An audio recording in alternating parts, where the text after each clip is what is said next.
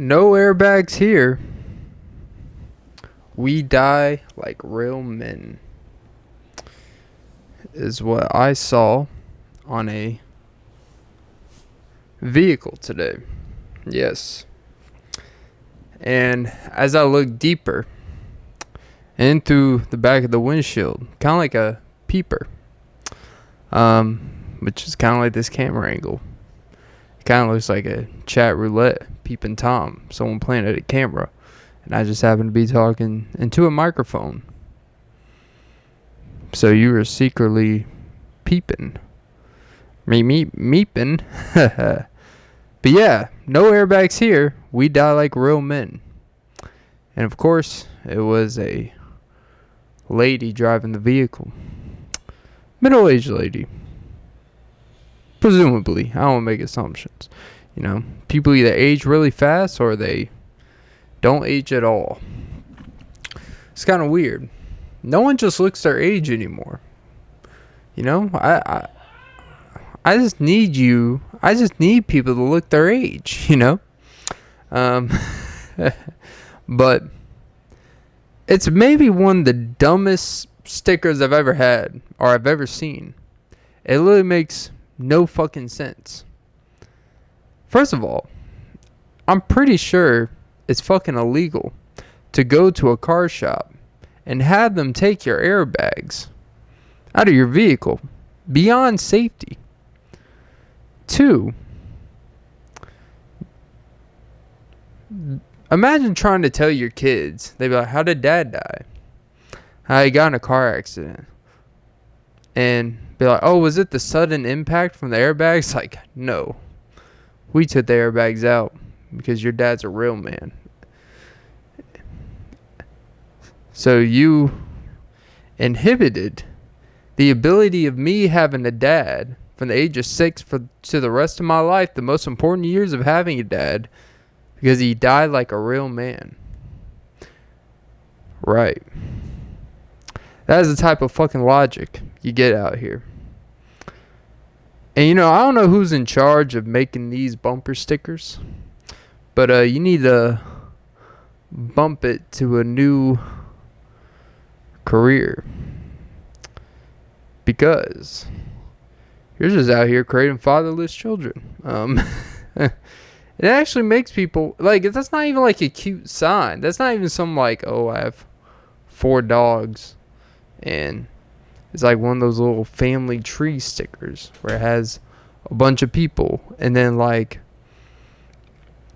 you know, it'll have like a cute little dog or a cat, and it'll be like, my fur babies. Like, it's not even anything cute like that. It's literally like, hey, you know, you ever heard there's actually a saying out there, and it's actually, there was a UFC fighter, a UFC couple, a guy and a girl that both did MMA, and she admitted that watching him get beat up, which is his job, well, not that it's your job to get beat up, but more likely, you do this job, you're going to get beat up, you know, it is what it is. She says seeing him get beat up, she can never look at him the same. Now, you think someone that does the same profession would be very understanding that, hey, this just comes with the territory. And it's not like he got beat up by some twink on the street, you know? He's getting beat up by a guy who trains to fight and beat up people. You know? The fact that he survived is a win. It kind of reminds me of this. Like, imagine if this man got in a car accident. Look at me creating this fictional situation. Man got in a car accident. Really bad. Airbags deployed, and it saved his life. Gets to the hospital. Wife rushes in, or girlfriend, with all their kids. It's like, oh my God, is he okay? They're like, daughter's like, well, you know, he's got a pretty severe concussion. He's got some pretty bad cuts, but you know, fortunately because of the airbag, you know, he survived. And she'd be like, wait, did you say airbag? Be like, well, yeah, the airbag. It was a pretty severe crash. If it wasn't for the air, so you're saying there was an airbag in the vehicle? Like, yes, that's kind of how American-owned vehicles work. And the doctor's all befuddled. Like, hey, what's wrong? He's not supposed to have airbags. How am I supposed to explain this to my kids? Your dad survived because he didn't want to die like a real man. It's like, I mean, the guy ran a red light and killed me. I'm not the one that did something stupid, you know? But, yeah, that would be a crazy-ass invention. I'm not advocating for this. I just thought of this. What if your car can detect that you committed the crime or you were the one doing an illegal... Like, let's say you were someone that ran a red light or you rolled through a stop sign. You didn't yield properly. Your car can detect that. And as you commit this thing, it doesn't stop the accident. But if you get in an accident because of your stupidity or your lack of paying attention or just your inability to pay attention in most cases, you get sideswiped. Now, what if your car detects that and it doesn't deploy the airbag because, like, hey, you know what? You caused this. You let the lay of the land. You let God choose if you have a chance to live in it, you know? That would be a wild-ass invention. And I wouldn't advocate for that. But I wouldn't be surprised if it's possible. But imagine just that way of thinking. It's really like no different than you were trying to poison your husband. I know this is such an extreme exaggeration of a stupid sign on a bumper. But the fact of the matter is someone's comfortable putting that back there and thinking this makes any logical sense to even be funny. I don't know who would read that and be like, haha, good one.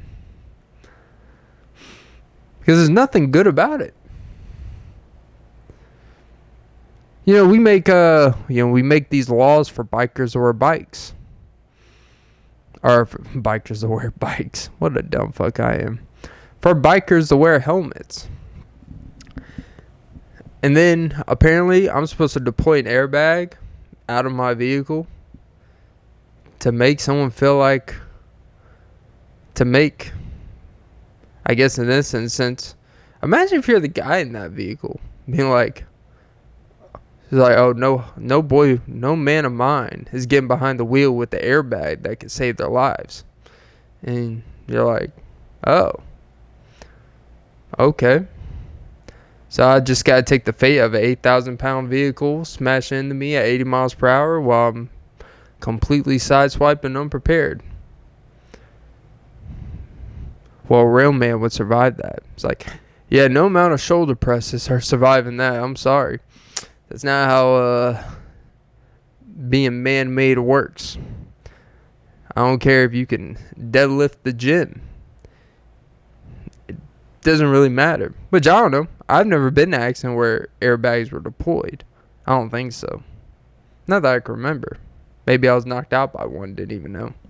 But I heard they hurt really fucking bad, though. They do not feel good. But it's better than not having one. But the sudden impact when you're not expecting it. Because most instances, as someone who's never been in an accident, knock on wood. That's not wood. It's close enough. I assume accidents don't feel good. But, you know, I don't know. It's so stupid. Like, I don't know. But yeah. Anyways, enough of that. Let me deploy an emergency landing.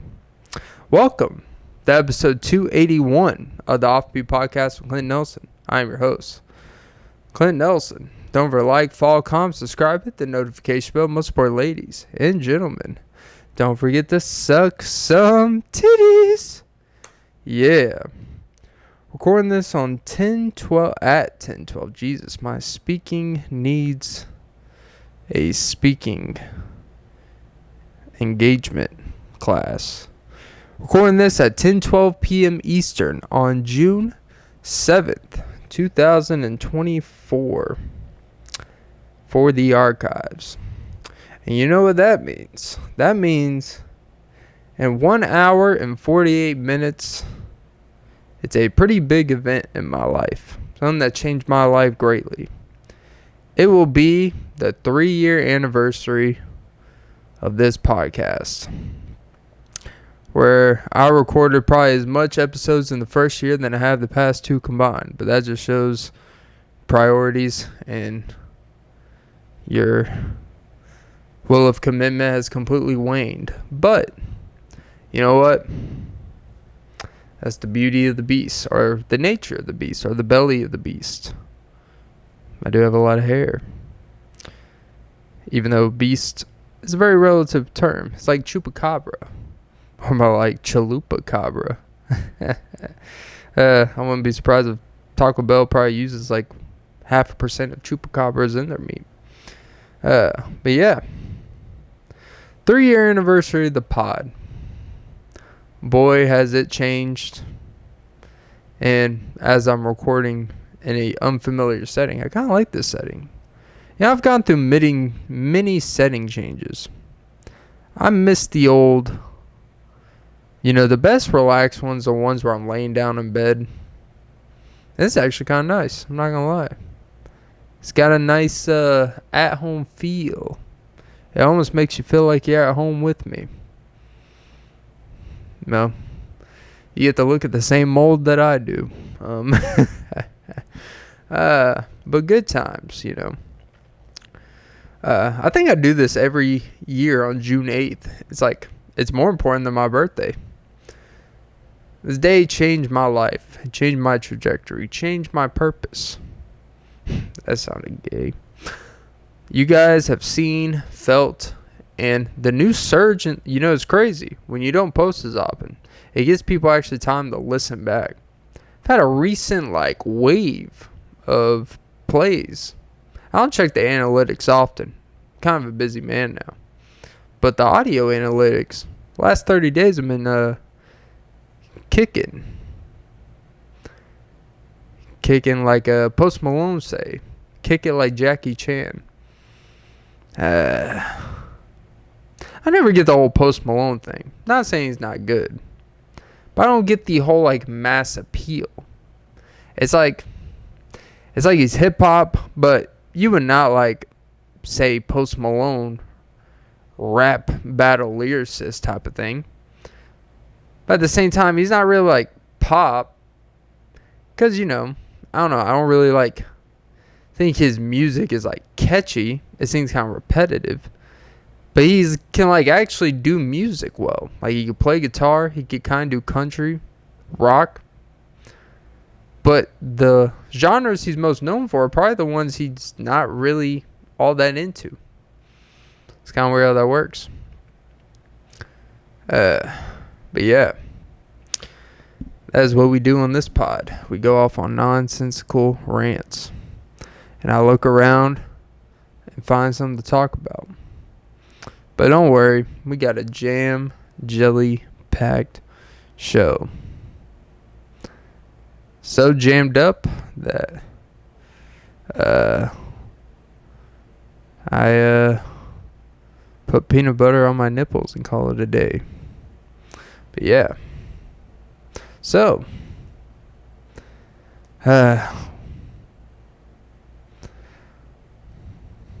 excitement's a funny thing. Excitement is one of those things that can completely deter kind of reason. You have excitement that gives purpose in very distraught times. There you go. There's a fucking term for you noobs. Distraught. Is that a real word? No. But the weird thing, there's certain things you say. It's not a real word, but you know exactly what I mean. That's the beauty of the English language. It's all about convincing.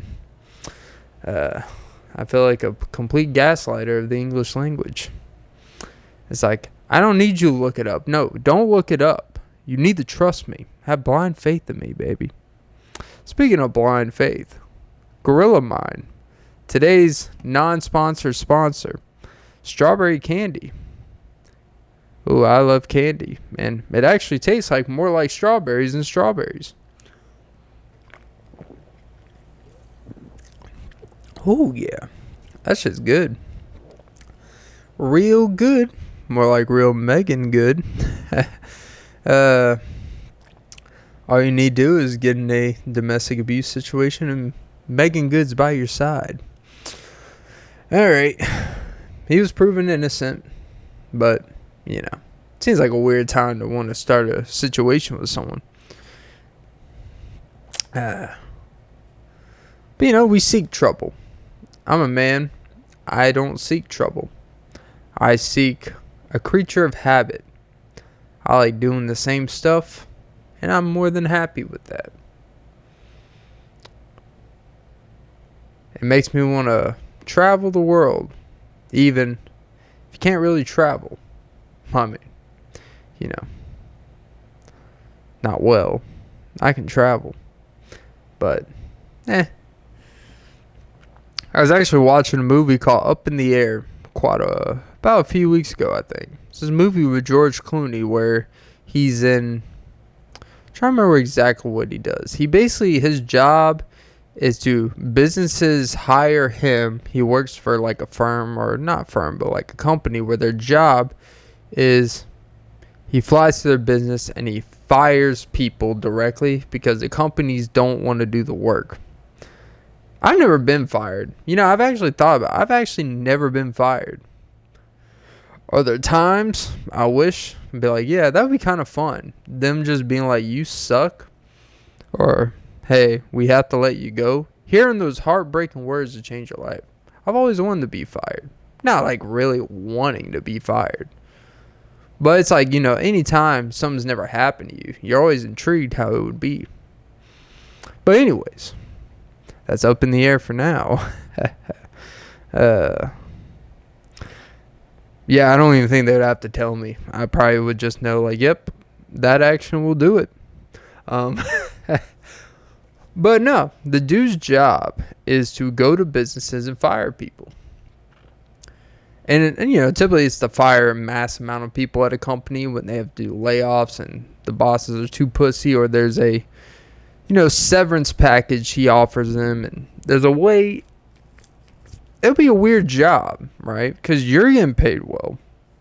You get the travel, but you're doing a really shitty thing, not illegal or immoral because it's just part of the business, but you're doing something that you know is going to affect someone's livelihood. And that's kind of the moral dilemma with the job. Because typically it's jobs with like corporations, like, you know, he's not going to Burger King firing the cashier. Like, they're not doing all that. You know, they're going to corporations with salaries and people with been there for years, people with 401k plans, people with health insurance, people with kids. There's a whole different gravity of the situation of what he's typically embarking on. But like, it's kind of like that weird thing. It's like he enjoys not having to commit to a place to live. Like, he doesn't have any real commitments, but he gets to travel for free. He's building all these traveling miles. You know, it's one thing. Like, he only the fifth person, and I think in the movie, fictional wise, he's like the fifth person in history to hit X amount of miles, and he has a special gold card, and it kind of hits him like, my literally whole life accomplishment has just been getting one of the something that only 6 or 7 other people in the world have, and at the expense of what? To avoid any real meaning. Because, you know, part of the beauty that he likes about the job is he doesn't have to be at home, be in one place. You know, his at-home apartment is just like someone's making much as him. Like, he's basically not there for 9 months, you know. So there's literally nothing there in this bare-ass apartment. And, you know, is it morally, it's like, there's always uncomfortable parts of every job, per se. But a job like that where your whole job is to disappoint people. Like, you're getting paid for it. It's not your fault. You're the third party of it. But your job is to affect people's livelihoods negatively. You know, are you wrong for wanting or being okay doing that? Is there something wrong with you where you are okay looking in people's faces and saying, I'm fucking up your life right now, but here's a nice packet, here's a severance pay, and not my problem after this. It's not his fault, but you're not any better for participating in it. But look, I'm not the moral of judging character. That's the beauty. It's like you either travel, but you never build a foundation of a home, or you stay at home, quote unquote. You could build a lot of foundation, but you're so stuck in that foundation that you don't even know what to look for when you're traveling. Wow, look at Clint. Sounds like some bullshitisms I just came up with. BS-isms. But weirdly enough, maybe something to it. I don't know. But that movie, it kind of opened my eyes to a few things. One, I got way too many subscriptions.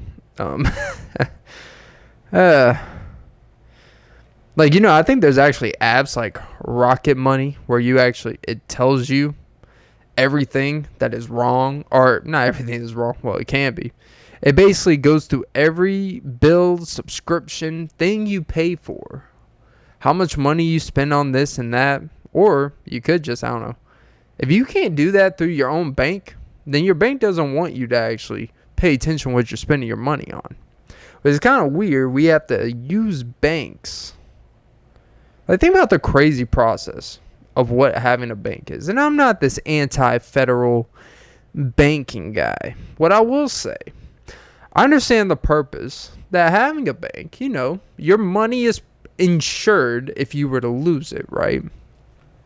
It's like, oh, well, if you have a bank, the FDIC will protect up to $250,000. It's like, yeah, that's great and all. But, if I just had the money in my hands, there would have been no opportunity for someone to steal my money digitally, right? Because the only reason why money is so easy to steal is because it's through the same 8 banks.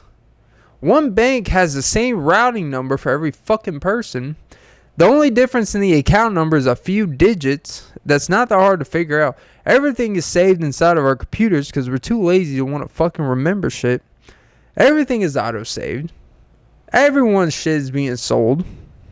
So really, the banks is kind of a double-edged, the banks are really just there. And I was thinking about this with 401k because I was talking with someone about it. It's like when you really think about what a 401k is, all it is incentive for them. Oh, we'll match your 401k. Okay, cool. So the incentive is like, hey, we'll take the money out for you and double it. It's like, or I could just have that money and save it my fucking self, And maybe if I had more money, I could save. I would have that money that I could use towards something to make me more money. But instead, you want to take a chunk of my money. And then when Social Security is useless by the year 2034, when they say only like 78% of Social Security will even be able to be accessed, so all this tax dollars and Social Security we've been given, you may not even be able to access a good majority of it. So, I don't know. It seems like a weird system where basically they're saying, we know y'all are so fucking stupid with money that we will, quote unquote, save the money for you because we have great incentive to save your money for you when we can look at how much money. And all it is all of our money's in the bank so they can use our money to give out to more people loans, and so they make more money. And it's just this endless cycle of economic stupidity. Literally, our money is just being used to give money to other people. It's almost like, military trading. I don't know, I'm just a dumbass. Not really a dumbass. But, I'm just a guy who asks questions and answers my questions with answers that don't really answer the question. It's a pretty questionable system I got going here. Yeah, on to important things. I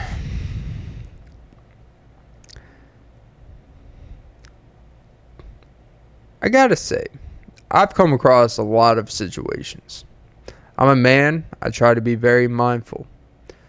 Speaking of taxes, I'm aware that, it's not great. And it kind of, actually, this is not even change the subject. It's actually part of the same fucking subject. This is how messed up we have gotten just with the simplicity of how these businesses operate with tipping.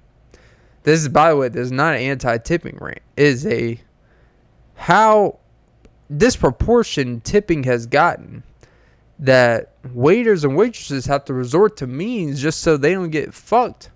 Like, I've never understood the system. And there is a real thing with these more advanced restaurants where all tips are allocated to share with the kitchen, share with the chefs, which has always been dumb as fuck. There should be options. Like, well, how come at restaurants they don't have options of like, here's a tip to the cooks, here's a tip to the waiters? Why not have two separate columns? And then we can determine who actually was the food better than the service or vice versa. But then there's these situations where it's like all the tips are split across everyone. We all know not everyone does even amount of work or even relatively even amount of work. I've never worked anywhere where everyone does even amount of work. Even Steven.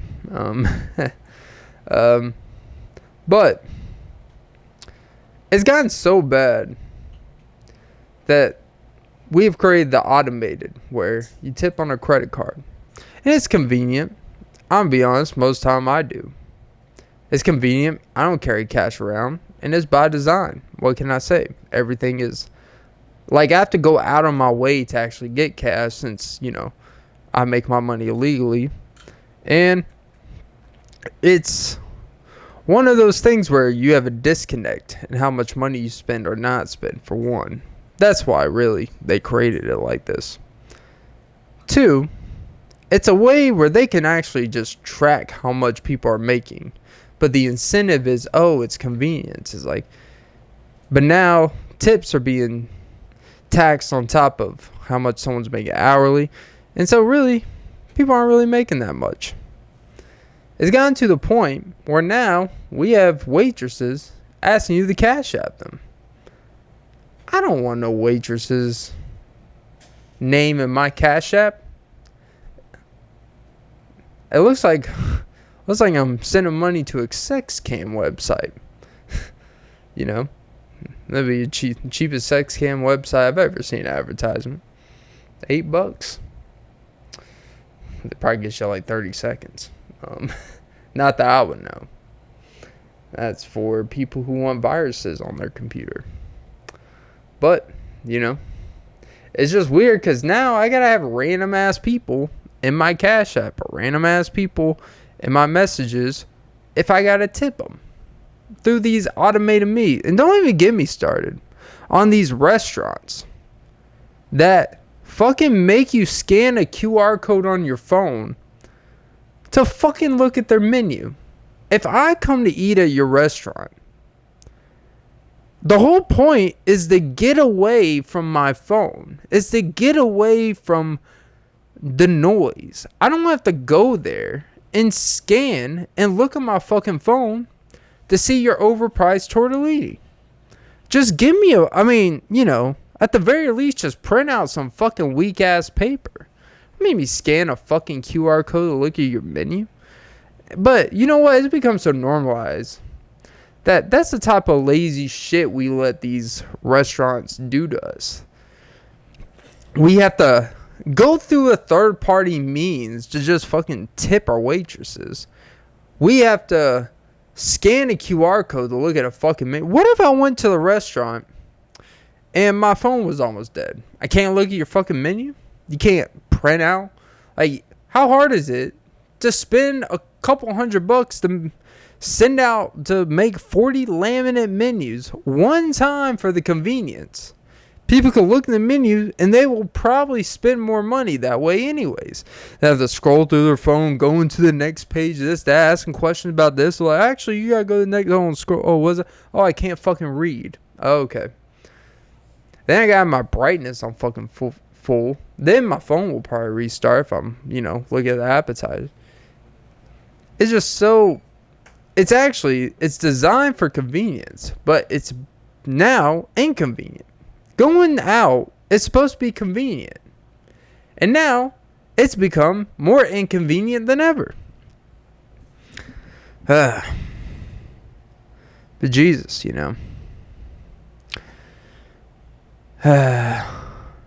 good times.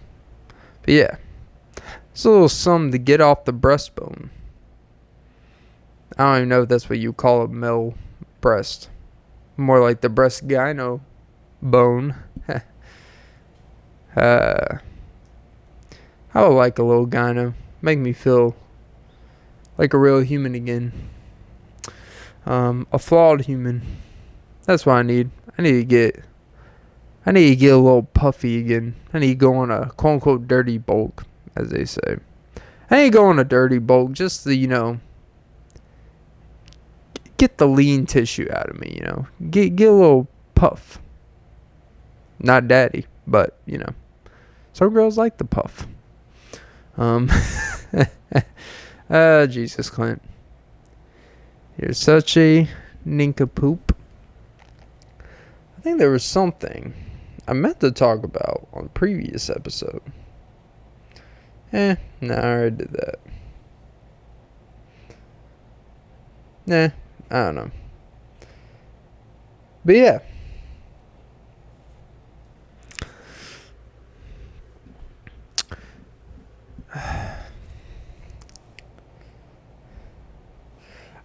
I will say, I have noticed something, which I guess it probably explains all the shit I complained about. I think too much stimulation aggravates me, I've noticed I'm someone, I like to do one thing, focus on one thing at a time. I don't like outside noise when I'm doing something. I like to do and do, do and doer. Dewey. That was someone scream. Never got into scream. I've gotten into cream.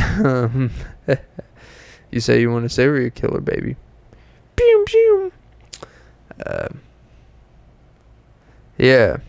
But too much stimulation is a real thing. And it goes through all, right? Like sometimes if you're winning too much, like addictions, here's a note I wrote down randomly a few weeks ago. Addictions are necessary vices to thrive. And I guess the piggyback on, that is the thing about addictions that we have deemed to be like gambling, money, drugs, sex, foot massages, they have a nice, the build up to it is much better. The process of it is much better than the result or the after effect of it.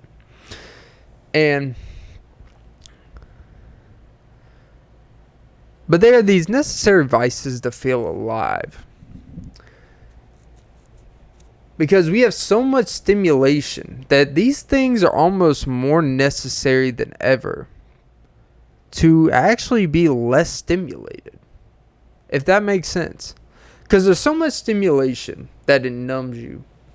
You know, you're so used to just having, we're always used to just being to listen to whatever we want, watch whatever we want, to just kind of always be entertained. Like, a lot of times, I have to go out of my way. I have to make a very persistent effort to actually isolate myself to do nothing, relatively speaking, for a period of time. Or to do things that take very little effort, and I'm actually processing what's happening around me in real time. Like, so much stimulation is really, it really numbs your feeling. It really numbs your feelings of elation and complete de-elation. I think my whole thing with that is, I think a reason why a lot of people, you hear the term people don't feel alive. I think a lot of that is really because the things are doing the living for us. We're not really having to do much. Everything's convenient. You're not having to critically think.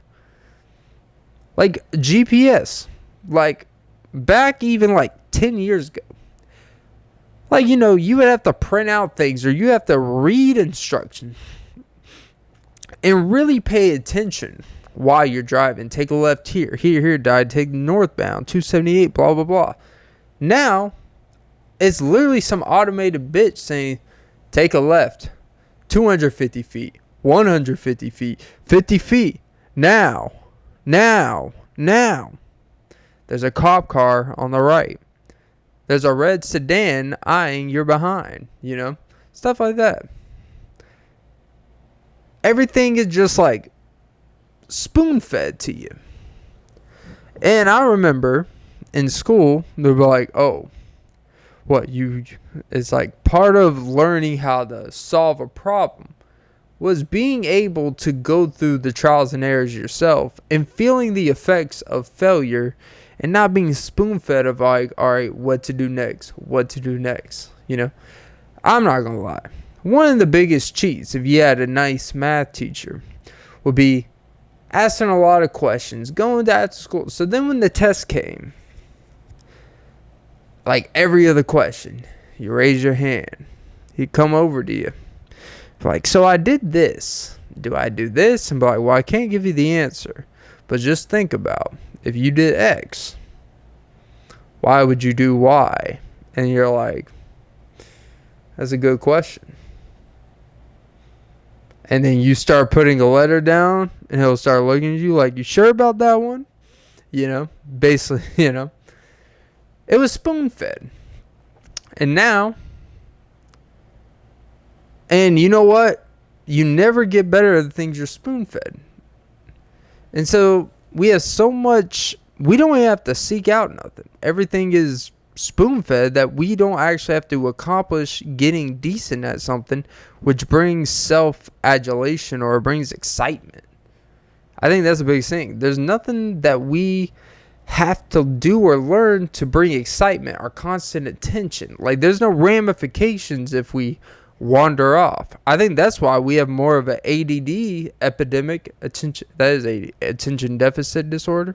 Yeah, where you have trouble paying attention, is because we've been trained over time that there's not really any of the biggest ramifications if you wander off. Like, everything's so easy, relatively speaking, that you can honestly wander off if you drive every day for even half an hour a day. But if you just drive regularly every day, you've done it for years, and it's a similar road, same roads you drive every day, same area, there's time, man, you could go off 2 hours of sleep, not really be awake, going through the motions.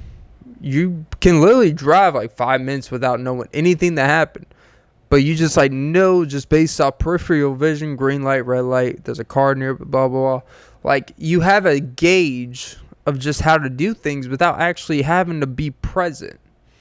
And stimulation, I'm not a stimulation expert. But I bet this podcast probably feels like a simulation of repeating the same shit, just packaged differently. It is just a big stimulation package. I could really use the 1200 right now. God. I miss those stimulus packages. Not that I was banking on them, but they were nice. And it's weird. I was getting a stimulus package, and I was one of the few people that didn't lose their jobs during that time. And I had a job that was paying okay. But because I got that, I ended up spending it in ways I didn't realize. Because I was like, I don't need the money. And, well, yep. That's always the worst when you look back and think about that time 4 years ago where you had X amount in your account or something. You're like, man, I really should have just saved that money. And you're like, yeah, but for what? Just have it sit and do nothing? I mean, that's what would happen, you know? Self-sabotage. It's a beautiful thing.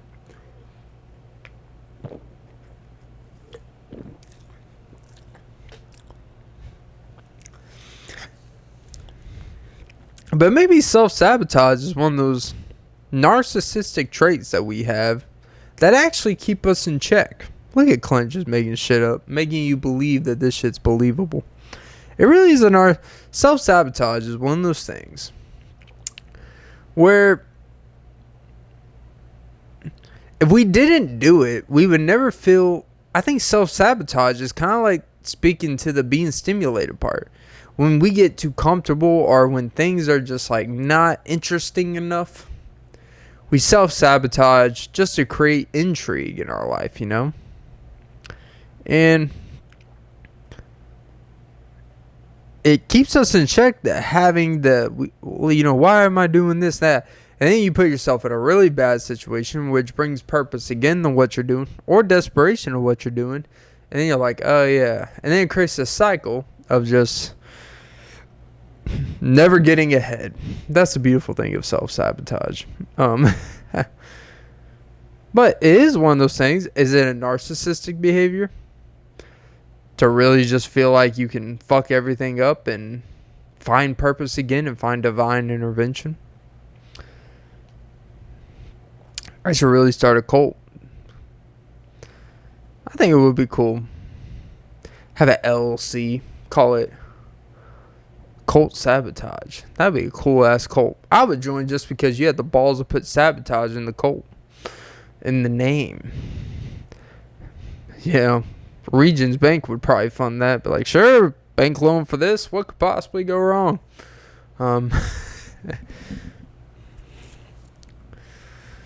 Yeah. What are you gonna do, you know? It creates, that's the intrigue in life. The ups and the downs. The speed of sound will make you go deaf. But self-sabotage will make you in debt. Indefinitely. Yep. That's a saying. I'm pretty sure it was like Gandhi or something. Which apparently, by the way, the Pope, shockingly enough, apparently made a I think he made like I don't know what they call, like but a slur against, LGBTQ, which I don't know why anyone thought the Vatican, they would be the ones to really watch what they say about how they feel about things, Even though I think they have been pro, choice and all that stuff, but they're really not. It's weird we rely on these like 80-year-old dudes as like for guidance. Sometimes I think there's a cap on wisdom. There's a cap, like at a certain age, it's run its course. Like, you're not providing good service after the age of 80. It's really not happening. There's literally nothing. There's literally absolutely nothing an 80-year-old can provide guidance that's going to change a 29-year-old's life about something. I'm sorry. I don't understand what is the whole point of... I've never understood the movies, the confessional stuff, where it's basically there's a priest or some type of person works for the church on the other side. Your identity is disclosed. You go in there and you're comparing. You're supposed to be indiscreet and you're confessing your sins that you have committed or terrible thoughts you've had that are against the word of God. And you are protected at all costs in there. It's supposed to be a safe place, you know. I've never understood why that's okay, but glory holes aren't. Well, pretty sure there's a few glory holes in those things.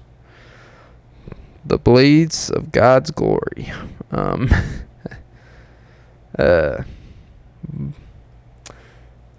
don't know, man. You know, I was thinking, you know, I've always been a fighter for culture, you know, my culture. I don't know if I really have culture. I've been told by many, you don't have culture. And I'm like, well, culture's more of a mindset and traditions. Man, everyone's got traditions. And, you know, there's people around me, you know, during the summer, they're going to visit, you know, this country where their family's from, that country, or this city far away, and that and the other, taking weeks off to go there. And I'm like, yeah, you're right, I don't have culture. I ain't going, sorry, I'm not going to Saskatchewan to meet my Rough Riders, fourth cousins or nothing. And that's, you know, culture will make you, you know, deplete your resources to go there. I gotta say, you're right. I'm not depleting my resources to go anywhere because, you know what? Culture's not really that indebted in me. And, you know, in my family lineage, you know, there's parts of my family from that go from different countries and stuff, you know. I think there's part in Germany and then, you know, places close to Germany. It's mostly America, though, you know. Some parts of Europe, I'm sure, but it's mostly America. But America's a culture, you know. Different than the culture we live today, probably when they grew up. But you know what? It's there. But I don't know. I guess it's like every family lineage, we've got culture that stems from all over the world in 99.99% of cases. But I guess it's more of just like, is it passed down to really give a shit about? Like, was it deep and rooted to like, hey, like growing up, you know, this is where you're from. It's like, I think some families is not that serious. And, you know, in my, like, you know, it was never like, you know, you're a Georgia boy. Don't you ever stem away from it. It's like, I'm a Metro Atlanta kid, you know.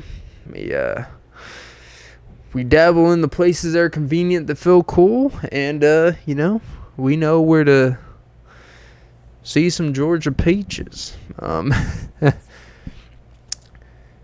You know, it's I don't know. I really think that culture, like it, everyone has family from all over the place. It's just about like, is it stressed down to you to always stay attached, or to really, is it really important to stay intact with that? Like, I don't care what you become, who you marry, where you want to live in the world. Just remember, this is where it's like, this is where you grew up, you know. This is where you always come back to when your life is astray. When anything terrible goes wrong, when she leaves you for someone better, you know, you always have this place. There's none of that. It's because, And look, there's good. I think there's good in both. Honestly, I think there's good in both. That there's always that comfort of having an identity, where you're from, what makes you you. Why do I sound like Mo Kiper doing your draft analysis?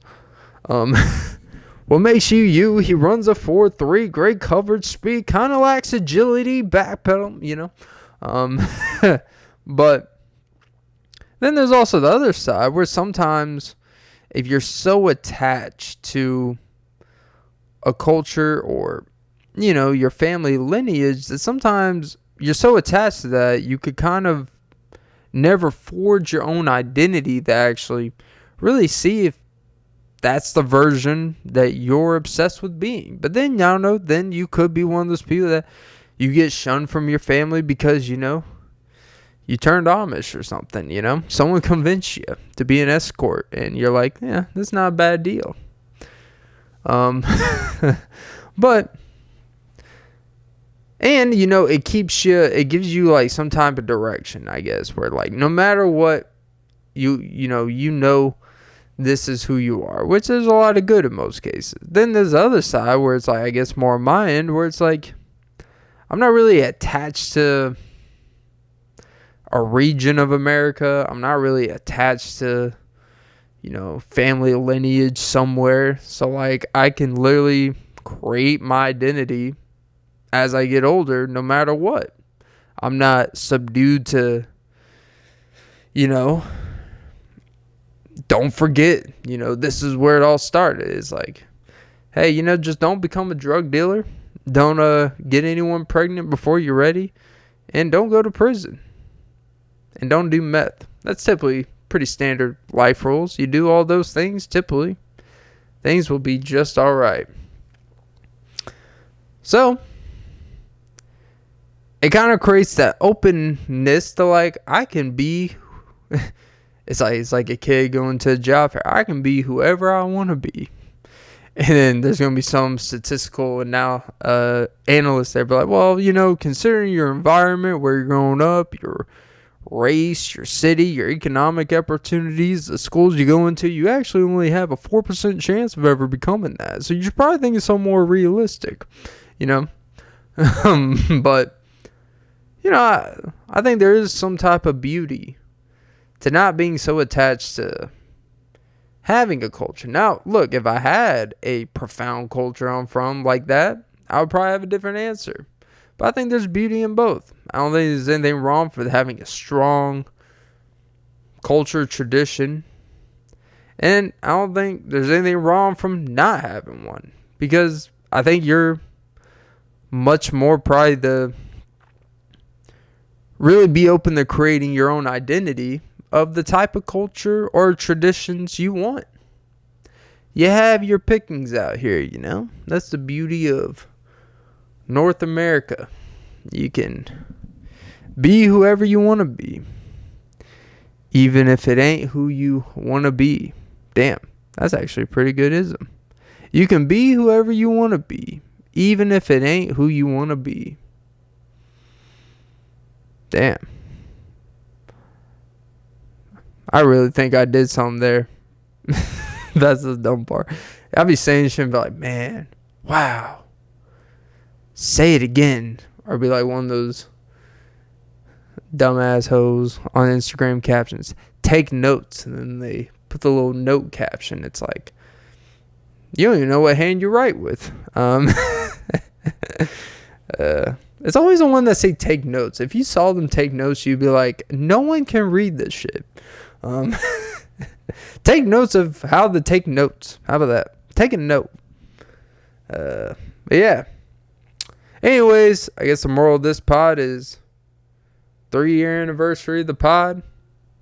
Question the federal 401k system of why they really want to save your money. Tipping is just odd how it's structured now. And culture. As a man of culture or non-culture or creating my own culture. Why not just create your own culture? Or maybe if you create your own culture, it's called a cult. Hence, C-U-L-T. So what's the difference between a cult and a culture? I guess one's man-made and one's tradition. One will put you in So one will possibly have a few felonies, and the other, you are protected. So yeah, that is crazy. How cult is cult really just short for culture? Hey, don't shoot the messenger. I didn't create the English language, but I do fuck around with it for my convenience. But yeah, that was episode 281 of the Offbeat Podcast with Clint Nelson. I'm your host, Clint Nelson. Don't forget to like, follow, comment, subscribe, hit the notification bell. Most important, ladies and gentlemen. Don't forget to suck some titties. God, I hope the audio recorded, because it'd be very disappointing if it didn't. All right, guys. Have a great day, morning, night, evening, and night. Deontay Wilder is apparently retiring. And yeah, when you get punched and you start walking the other direction, like, what the fuck? It's probably time. But yeah. Adios. Oh, Jesus. This is the hard part. I sat like that for